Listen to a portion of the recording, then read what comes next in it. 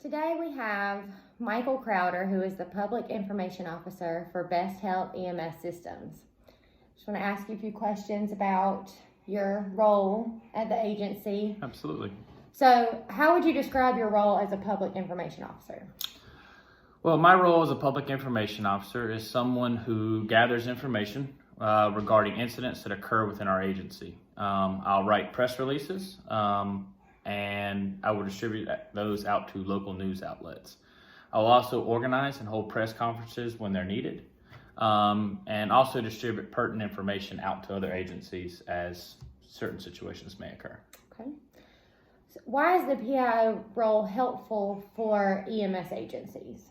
Well, the PI role is very helpful for emergency medical service agencies because it will determine a point person.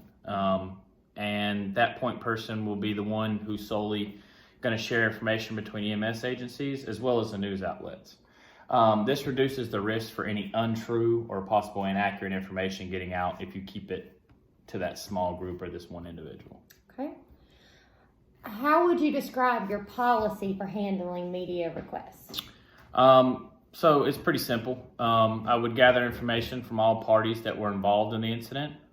Make sure I review all those carefully and thoroughly before writing anything to the press to be released. You also want to be very sure that I don't share any of that information. As you know, when one thing gets out and he said, she said, sometimes you can get untrue information that way. I also work with reputable news sources and I pass that information on to them. I also want to make sure that all family notifications have been made because we don't want to be the reason a loved one finds out something bad happened, because that opens you up to all types of other legal responsibilities as well.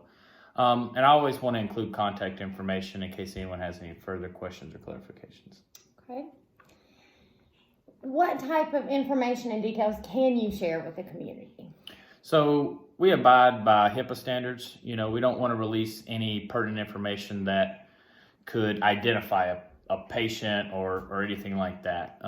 We only want to provide pertinent information, should it be shared. Minute details are not necessary unless they are necessary to the narrative of the incident. So, i.e., the accident, for instance, in NBC happened at midnight. I just want to be careful what kind of information we put out, and that goes back to also the family notifications because we could leak information that could potentially, notify a family. So we want to be very careful about that before we do. Okay. What type of information are considered confidential and can't be shared, and why would that be? So a few examples of that, any names of the parties, or anything that could identify that person or that patient. Okay. Any information that may hinder any active police investigation. Obviously, we're going to let the law enforcement agencies pretty much do their own press release when it comes to that, especially any criminal cases, things of that nature. And again, we don't want to violate any HIPAA laws when we're sharing that information. Right. So we really want to pass on things that are public knowledge per se. In the event that any crime may be associated with the incident, any information not approved by law enforcement representatives could harm the victim in the event the incident goes to trial. So we work very closely with all those agencies before we release any information. Okay.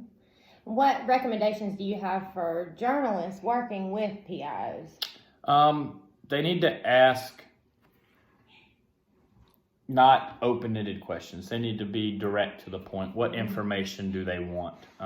So don't be vague. Target their questions to what they want to know. And, we'll be quick to tell them. That's why it's also great to have a PIO because I know what I can and cannot say. So what information that, they may ask a certain targeted question and I may have to give a different answer than what they're really looking for to protect the patient or victim or what you may say. I would suggest that all journalists do have a clear understanding of all HIPAA laws. That'll help them prepare what they need to ask. And also accurately report the information provided by the POI. And that goes back to speaking to reputable news agencies and having those contacts that, they're not going to put words in your mouth. They're going to clearly pass along the information that was given you accordingly. Well, thank you for your time today. Thank you, Miss Jessica. I appreciate you having me. All right.